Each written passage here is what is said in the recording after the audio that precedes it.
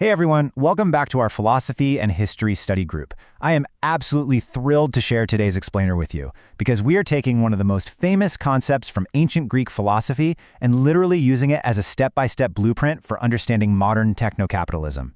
We're going to explore how a framework developed thousands of years ago maps perfectly onto our current global systems, artificial intelligence, and the very nature of human attention. Let's get right into it. Okay, let's dive right into this. Here's our intellectual roadmap for today. 1. The blueprint of reality. 2. The modern puppeteers. 3. The alchemy of attention. And 4. Breaking the chains. But before we go any further, I want you to ask yourself a deeply Socratic question. Are you staring at shadows? Are the things you value most, the metrics you use to measure your life, actually real? Or are they just projections, totally designed to keep your attention locked firmly in place? Section 1. The Blueprint of Reality, Plato's Cave Explained. So, as we know from his masterwork, The Republic, Plato asks us to imagine a dark, cavernous space. Inside, there are prisoners who've been shackled to the floor since birth. And when we say shackled, we mean their very necks are chained. They can't look left, they can't look right, and they certainly can't turn around. Literally, the only thing they can do is stare straight ahead at a blank wall. Now, behind these shackled prisoners burns a massive fire, and between the fire and the prisoners walk these unseen figures, puppeteers holding up objects like cutouts of rats or birds. The fire casts the shadows of these objects onto the wall right in front of the prisoners. Now, because these prisoners have never seen the outside world, they don't know what a shadow is, right? They believe these two-dimensional flickering shapes are absolute reality. They give them names, they build language around them, they even create culture, prestige, and entire systems of meaning based entirely on these illusions. Section 2. The Modern Puppeteers, Shadows on the Wall. And this brilliantly illustrates where our source material takes this ancient metaphor and maps it directly onto our present geopolitical landscape. According to this analysis, the cave isn't some relic of the past, it's the system we are living in right now. The unseen puppeteers moving the objects? Well, the source identifies them as transnational capital and the financial elite, the institutions shaping the game we all play. The fire casting the light is the internet, and increasingly AI and tech algorithms. The shadows that we stare at, that we name and chase and build our entire lives around, that's fiat money, digital status, and the global economy. And the chains keeping our necks locked in place. They're the subtle forces of debt and, ironically enough, the illusion of freedom itself. You see, we're conditioned to chase artificial constructs. We think the US dollar, our social media likes, or our digital status are the tangible things that really matter. But the analysis argues these are just the shadows. The actual, tangible reality, the sunlight outside the cave, if you will, is human consciousness, imagination, empathy, and genuine human connection.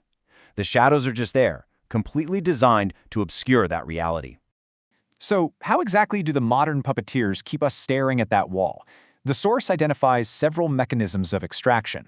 It starts with the illusion of freedom, because obviously, if you believe you're freely choosing your path, you never realize you're in a cave to begin with.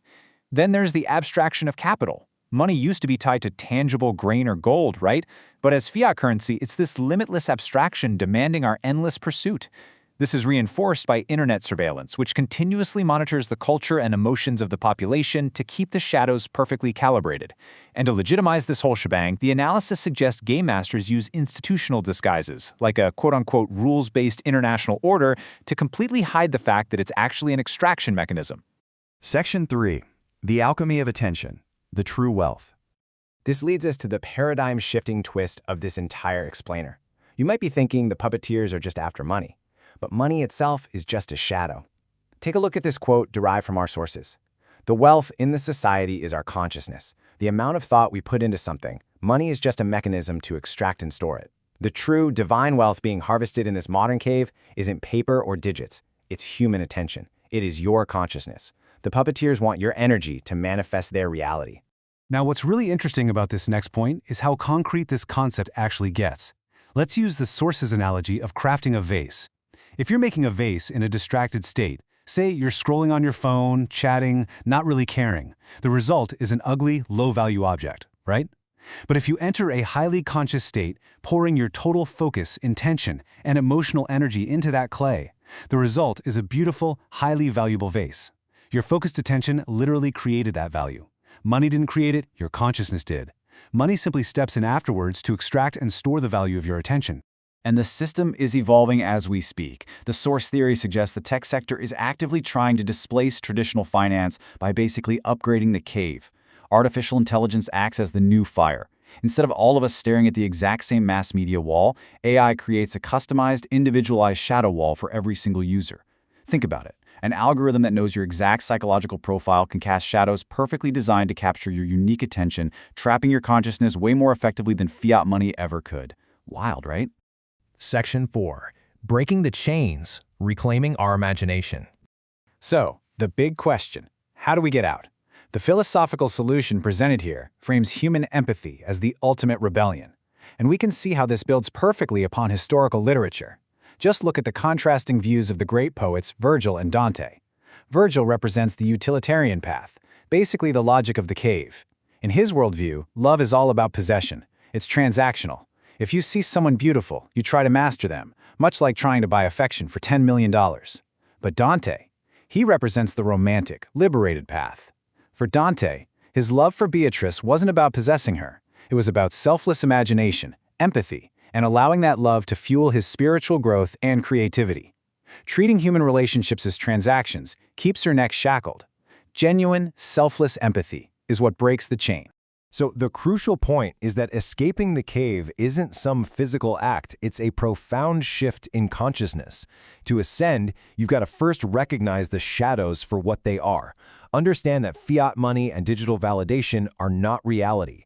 From there, you can actually reclaim your imagination from the algorithms and stop letting screens dictate your desires. Reinvest that energy into building deep, localized community connections and actively choose Dante's empathy over Virgil's utilitarian logic. By doing this, you're focusing your consciousness on deliberate, intentional creation, rather than just passive consumption. As we wrap up today's explainer for our study group, I really want to leave you looking at the blank wall of your own life with fresh eyes. Your attention is literally the most valuable resource on Earth. The puppeteers know it, the algorithms absolutely know it. The question is, now that you know it too, will you leave the cave or will you keep watching the shadows?